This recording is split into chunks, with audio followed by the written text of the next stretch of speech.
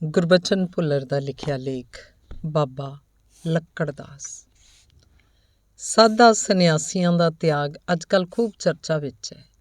ਗ੍ਰੰਥਾਂ ਤੇ ਸਿਆਣਿਆਂ ਨੇ ਸਧਾਰਨ ਮਨੁੱਖ ਦੇ ਜੋ 5 ਵਿਕਾਰ ਦੱਸੇ ਹਨ, ਉਹਨਾਂ 'ਚ ਲੋਭ ਵੀ ਸ਼ਾਮਲ ਹੈ। ਮੰਨਿਆ ਇਹ ਜਾਂਦਾ ਹੈ ਜਦੋਂ ਕੋਈ ਮਨੁੱਖ ਦੁਨੀਆਦਾਰੀ ਤਿਆਗ ਕੇ ਸਾਧੂ ਹੋ ਜਾਂਦਾ ਹੈ, ਉਹ ਇਹਨਾਂ ਵਿਕਾਰਾਂ ਤੋਂ ਵੀ ਮੁਕਤ ਹੋ ਜਾਂਦਾ ਹੈ। ਇਸ ਤਰ੍ਹਾਂ ਉਸ 'ਚੋਂ ਲੋਭ ਵੀ ਨਹੀਂ ਰਹਿਣਾ ਚਾਹੀਦਾ, ਜਿਸ 'ਚ ਸੰਸਾਰੀ ਜੀਵ ਅਨੇਕ ਵਾਰ ਫਸਣ ਵਾਸਤੇ ਮਜਬੂਰ ਹੋ ਜਾਂਦਾ ਹੈ।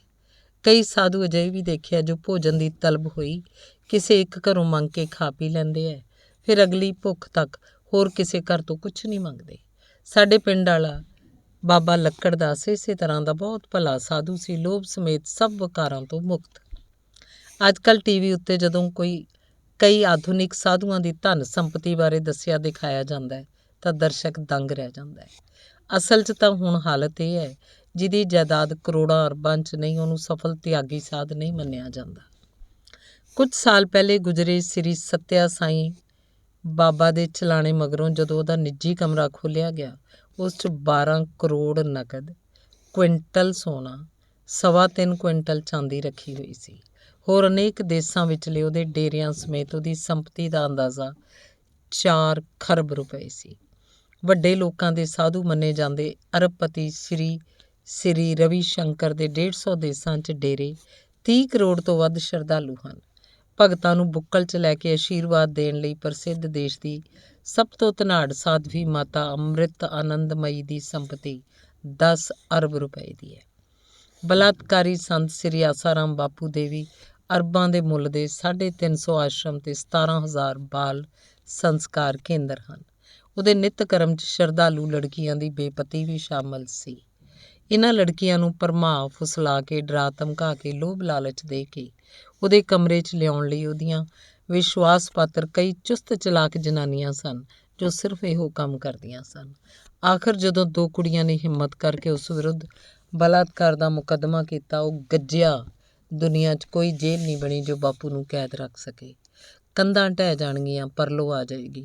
ਹੁਣ ਉਹ ਕਈ ਸਾਲਾਂ ਤੋਂ ਕੈਦ 'ਚ ਹੈ, ਨਾ ਜੇਲ੍ਹ ਦੀਆਂ ਕੰਧਾਂ ਢਹੀਆਂ, ਨਾ ਪਰਲੋ ਆਈ ਹੈ। 20 ਸਾਲ ਪਹਿਲਾਂ ਆਪਣੀਆਂ ਬਣਾਈਆਂ ਆਯੁਰਵੈਦਿਕ ਦਵਾਈਆਂ ਘਰ ਘਰ ਜਾ ਕੇ ਵੇਚਣ ਵਾਲੇ ਤੇ ਯੋਗ ਦੀਆਂ ਟਿਊਸ਼ਨਾਂ ਲੈਣ ਵਾਲੇ ਸਾਈਕਲ ਸਵਾਰ ਪਰ ਹੁਣ ਦੇਸ਼ 'ਚ ਰਾਮ ਰਾਜ ਲਿਆਉਣ ਤੁਰੇ ਸਾਧ ਬਾਬਾ ਰਾਮਦੇਵ ਦੇ ਸਿਰਫ 2 ਟਰਸਟਾਂ ਦੀ ਜਾਇਦਾਦ ਹੀ ਕਈ ਸਾਲ ਪਹਿਲਾਂ 11 ਅਰਬ ਰੁਪਏ ਸੀ। ਭਾਂਤ-ਭਾਂਤ ਦਾ ਤਿਆਰ ਮਾਲ ਵੇਚਣ ਵਾਲੀ ਉਹਦੀ ਕੰਪਨੀ ਇਸ ਸਮੇਂ ਭਾਰਤ ਦੀ ਸਭ ਤੋਂ ਵੱਧ ਫੁੱਲ ਰਹੀ ਕੰਪਨੀ ਹੈ। ਭਾਰਤ ਦੀ ਗਰੀਬ ਦੁਖਿਆਰੀ ਜਨਤਾ ਦੇ ਕਲਿਆਣ ਲਈ ਇੱਕ ਵਾਰ ਉਹ ਦਿੱਲੀ 'ਚ ਮਰਨ ਵਰਤ ਰੱਖਣ ਆਇਆ ਤਾਂ 2,70,000 ਰੁਪਏ ਪ੍ਰਤੀ ਘੰਟਾ ਕਿਰਾਏ ਵਾਲੇ ਸਾਲਮ ਹਵਾਈ ਜਹਾਜ਼ ਉੱਤੇ ਸਵਾਰ ਹੋ ਕੇ ਆਇਆ। ਇੰਗਲੈਂਡ ਕੋਲ ਇੱਕ ਪੂਰੇ ਦਾ ਪੂਰਾ ਟਾਪੂ ਉਹਦੇ ਇੱਕ ਪ੍ਰਵਾਸੀ ਭਾਰਤੀ ਸ਼ਰਧਾਲੂ ਨੇ 18 ਕਰੋੜ ਰੁਪਏ 'ਚ ਖਰੀਦ ਕੇ ਉਹਨੂੰ ਭੇਂਟ ਕੀਤਾ। ਸੰਨਿਆਸੀ ਉਹਨੂੰ ਮੰਨਿਆ ਜਾਂਦਾ ਸੀ ਜੋ ਦੁਨਿਆਵੀ ਲੋਭ ਲਾਲਚ ਤੇ ਚੌਧਰ ਦੀ ਲਾਲਸਾ ਦਾ ਪੂਰਨ ਤਿਆਗ ਕਰ ਦੇਵੇ। ਹਾਲਤ ਇਹ ਹੋ ਗਈ ਹੈ ਕਿ ਸੰਨਿਆਸੀ ਹੁਣ ਜੀਵਨ ਦੀਆਂ ਸਧਾਰਨ ਸੁੱਖ ਸਹੂਲਤਾਂ ਲਈ ਨਾਲ ਹੀ ਸਬਰ ਸੰਤੋਖ ਨਹੀਂ ਕਰਦੇ। ਉਹਨਾਂ ਦੀ ਚਾਹ ਦਾ ਕਿਤੇ ਅੰਤ ਨਹੀਂ ਹੁੰਦਾ ਤੇ ਹੋਰ ਦੀ ਪ੍ਰਾਪਤੀ ਦੀ ਆਮ ਦੁਨਿਆਵੀ ਦੌੜ 'ਚ ਸਧਾਰਨ ਲੋਕਾਂ ਤੋਂ ਵੀ ਵੱਧ ਸਾਹੋ ਸਾਹ ਹੋ ਕੇ ਸ਼ਾਮਲ ਹੋਏ ਦਿਸਦੇ ਹੈ। ਆਧੁਨਿਕ ਸੰਨਿਆਸੀ ਸਭ ਸੁੱਖ ਸਹੂਲਤਾਂ ਨਾਲ ਲੈਸ ਕਰੋੜਾਂ ਰੁਪਏ ਦੇ ਮੁੱਲ ਦੇ ਡੇਰੇ ਤਾਂ ਬਣਾਉਂਦੇ ਹੀ ਹੈ, ਛੋਟੀ ਵੱਡੀ ਰਾਜਨੀਤਿਕ ਕੁਰਸੀ ਹਾਸਲ ਕਰਨ ਲਈ ਹਾਲੋਂ ਬੇਹਾਲ ਹੋਏ ਰਹਿੰਦੇ ਹੈ। ਇਹ ਸਾਧ ਸਕੂਲਾਂ, ਕਾਲਜਾਂ, ਯੂਨੀਵਰਸਿਟੀਆਂ, ਹਸਪਤਾਲਾਂ, TV ਚੈਨਲਾਂ ਤੇ ਭਾਂਤ-ਭਾਂਤ ਦੇ ਵਣਜੀ ਕਾਰੋਬਾਰਾਂ ਦੇ ਮਾਲਕ ਹਨ। ਜੇ ਭਾਰਤ ਦੇ ਇਹਨਾਂ ਧਨਾਢ ਸਾਧਾਂ ਦੀ ਸੂਚੀ ਤਿਆਰ ਕਰਨੀ ਹੋਵੇ, ਗਿਣਤੀ ਸੈਂਕੜਿਆਂ 'ਚ ਨਹੀਂ, ਹਜ਼ਾਰਾਂ 'ਚ ਹੋਏਗੀ।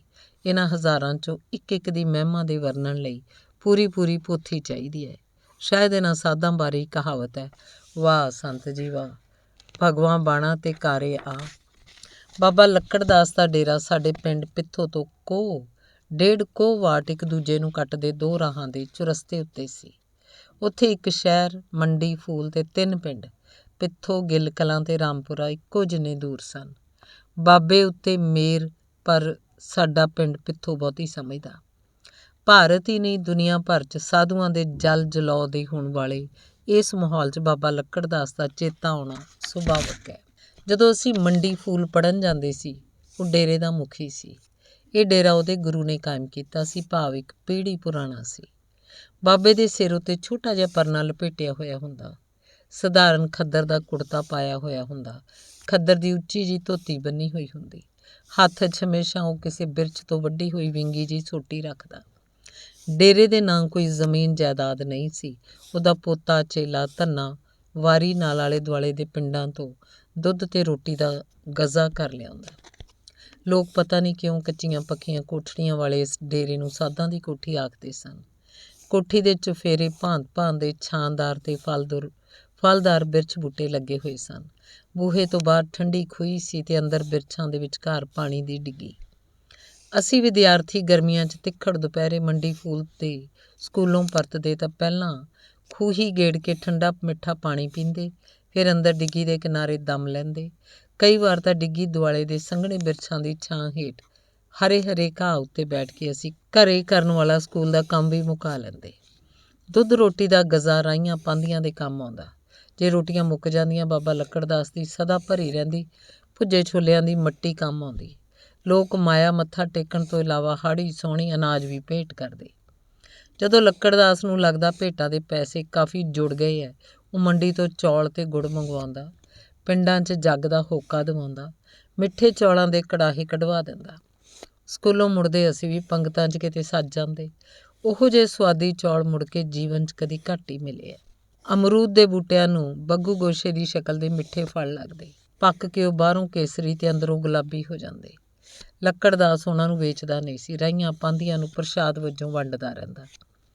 ਕਦੀ ਕਦਾਈ ਸਾਨੂੰ ਵੀ ਆਖਦਾ, ਲਓ ਵੀ ਮੁੰਡਿਓ, ਸਾਰੇ ਜਣੇ 2-2 ਅਮਰੂਦ ਤੋੜ ਲਓ, ਧਿਆਨ ਰੱਖਿਓ ਕੋਈ ਡਾਹਣੀ ਪੱਤਾ ਨਾ ਟੁੱਟੇ। ਹਾਂ, ਜੇ ਕਿਸੇ ਨੇ ਤੀਜਾ ਅਮਰੂਦ ਤੋੜਿਆ, ਅੱਗੇ ਤੋਂ ਉਹਦਾ ਡੇਰੇ ਆਉਣਾ ਬੰਦ। ਤੁਹਾਨੂੰ ਇਹ ਤਾਂ ਪਤਾ ਹੀ ਹੈ, ਮੈਨੂੰ ਅੰਦਰ ਬੈਠੇ ਨੂੰ ਵੀ ਕੰਧਾਂ 'ਚੋਂ ਦੀ ਸਭ ਕੁਝ ਦਿਸਦਾ ਹੈ। ਅਸੀਂ ਡਰ ਜਾਂਦੇ, ਜੇ ਤੀਜਾ ਅਮਰੂਦ ਤੋੜਿਆ, ਬਾਬਾ ਅੰਦਰ ਬੈਠਾ ਇੱਕ ਕਰਾਮਾਤ ਨਾਲ ਦੇਖ ਲਊ। ਡੇਰੇ ਦੇ ਵਿਹੜੇ 'ਚ 2 ਮੱਟੀਆਂ ਬਣੀਆਂ ਹੋਈਆਂ ਸੀ।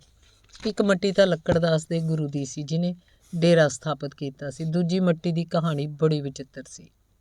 ਦੱਸਦੇ ਸੀ ਕਿ ਇੱਕ ਵਾਰ ਪੱਕੀ ਉਮਰ ਦਾ ਇੱਕ ਬਿਮਾਰ ਰਮਤਾ ਸਾਧ ਕਿੱਧਰੋਂ ਡੇਰੇ 'ਚ ਆ ਗਿਆ। ਸਾਂਭ ਸੰਭਾਲ ਤੇ ਦਵਾ ਦਾਰੂ ਉਹ ਵੀ ਸਾਧੂ ਦੀ ਕਰਨੀ ਤਾਂ ਸੁਭਾਵਕ ਸੀ, ਪਰ ਇਹ ਸਭ ਬੇਅਸਰ ਰਹੀ ਤੇ ਉਹਦੀ ਹਾਲਤ ਖਰਾਬ ਹੁੰਦੀ ਗਈ। ਆਖਰ ਉਹ ਅੱਧ ਸੁਰਤੀ ਜਿਹੀ 'ਚ ਚਲਾ ਗਿਆ ਤੇ ਬੋਲਣੋਂ ਵੀ ਰਹਿ ਗਿਆ। ਇਸ ਹਾਲਤ 'ਚ ਸ਼ਾਇਦ ਆਪਣਾ ਅੰਤ ਨੇੜੇ ਦੇਖ ਕੇ ਉਹ ਬਾਰ-ਬਾਰ ਪਰੇ ਪਈ ਆਪਣੀ ਪੁਰਾਣੀ ਟਾਕੀਆਂ ਵਾਲੀ ਗੋਦੜੀ ਵੱਲ ਇਸ਼ਾਰੇ ਕਰਨ ਲੱਗਿਆ। ਛੇਤੀ ਉਹਦੇ ਪ੍ਰਾਣ ਪੰਖੇਰੂ ਉੱਡ ਗਏ। ਕੋਈ ਉਹਦੀ ਗੋਦੜੀ ਵੱਲ ਇਸ਼ਾਰੇ ਦਾ ਅਰਥ ਕੁਝ ਕੱਢੇ, ਕੋਈ ਕੁਝ, ਕੋਈ ਕਹੇ ਉਹ ਕਹਿੰਦਾ ਹੋਣਾ ਵੀ ਇਹ ਕਿਸੇ ਮੜੇ ਮੰਗਤੇ ਨੂੰ ਦੇ ਦਿਓ, ਕੋਈ ਕਹੇ ਕਿਸੇ ਨੂੰ ਦੇਣ ਜੋਗੀ ਕਿੱਥੇ ਹੈ, ਉਹ ਕਹਿੰਦਾ ਹੋਣਾ ਕੂੜੇ 'ਚ ਸੁੱਟ ਦਿਓ। ਆਖਰ ਉਹਨਾਂ ਨੇ ਬਾਬਾ ਲੱਕੜਦਾਸ ਨੂੰ ਉਹਦੇ ਗੋਦੜੀ ਦੇ ਇਸ਼ਾਰਿਆਂ ਬਾਰੇ ਤੇ ਆਪਣੀਆਂ ਅਟਕਲਾਂ ਬਾਰੇ ਦੱਸਿਆ। ਬਾਬੇ ਨੇ ਆਪਣੀ ਸੋਟੀ ਦੀ ਹੁੱਜ ਨਾਲ ਟਾਕੀਆਂ ਵਾਲੀ ਪੁਰਾਣੀ ਗੋਦੜੀ ਉਲਟੀ ਪੁਲਟੀ ਤੇ ਬੋਲਿਆ, ਇਹ ਸੁੱਟਣ ਜਾਂ ਦੇਣ ਬਾਰੇ ਉਹਨੂੰ ਮਰਨ ਘੜੀ ਦੀ ਅੱਧ ਸੁਰਤੀ ਵਿੱਚੋਂ ਇਸ਼ਾਰੇ ਕਰਨ ਦੀ ਕੀ ਲੋੜ ਸੀ? ਗੱਲ ਕੋਈ ਹੋਰ ਹੈ। ਸਭ ਹੈਰਾਨ ਹੋਏ, ਹੋਰ ਕੀ ਗੱਲ ਹੋ ਸਕਦੀ ਹੈ? ਫਿਰ ਸੋਚ ਕੇ ਉਹਨੂੰ ਜਿਵੇਂ ਕੋਈ ਚਾਨਣ ਹੋ ਗਿਆ ਹੋਵੇ, ਉਹ ਕਹਿੰਦਾ, ਇਹਦੀ ਇੱਕ ਟਾਕੀ ਉਧੇੜੋ। ਪਹਿਲੀ ਟਾਕੀ ਉਧੇੜੀ, ਉਸ ਹੇਠੋਂ ਨੋਟ ਨਿਕਲ ਆਏ। ਟਾਕੀਆਂ ਉਧੇੜਦੇ ਗਏ, ਹਰ ਟਾਕੀ ਹੇਠੋਂ ਨੋਟ ਨਿਕਲਦੇ ਗਏ। ਜਿਉਂ-ਜਿਉਂ ਨੋਟ ਨਿਕਲਦੇ ਗਏ, ਲੱਕੜਦਾਸ ਦਾ ਚਿਹਰਾ ਭਖਦਾ ਗਿਆ। ਆਪਣੇ ਸ਼ਾਂਤ ਸੁਭਾਅ ਦੇ ਉਲਟੋ ਕ੍ਰੋਧ ਨਾਲ ਕੜਕਿਆ। ਸਾਧੂ ਵਾਲੇ ਬਾਣੇ 'ਚ ਗ੍ਰਸਤੀ ਤੋਂ ਵੱਧ ਲੋਭ ਲਾਲਚ। ਇਸ ਪਾਪੀ ਨੂੰ ਇੱਕ ਪਲ ਵੀ ਮੇਰੇ ਡੇਰੇ 'ਚ ਨਾ ਰੱਖੋ।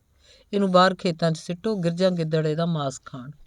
ਬੜੀ ਮੁਸ਼ਕਿਲ ਨਾਲ ਉਹਨੂੰ ਇਹ ਸਮਝਾ ਕੇ ਸ਼ਾਂਤ ਕੀਤਾ ਗਿਆ ਕਿ ਭਾਵੇਂ ਕਿਹੋ ਜਿਹਾ ਵੀ ਸੀ, ਆਖਰ ਸਾਧੂ ਭੇਖ 'ਚ ਸੀ। ਇੱਕ ਜਣਾ ਭੱਜ ਕੇ ਮੰਡੀ ਤੋਂ 2 ਬੋਰੀਆਂ ਲੂਣ ਲੈ ਆਇਆ। ਧਰਤੀ 'ਚ ਡੂੰਘਾ ਟੋਆ ਪੁੱਟ ਕੇ ਉਹਨੂੰ ਲੂਣ ਦੇ ਵਿਚਕਾਰ ਭੋਏ ਸਮਾਧੀ ਦੇ ਦਿੱਤੀ ਗਈ।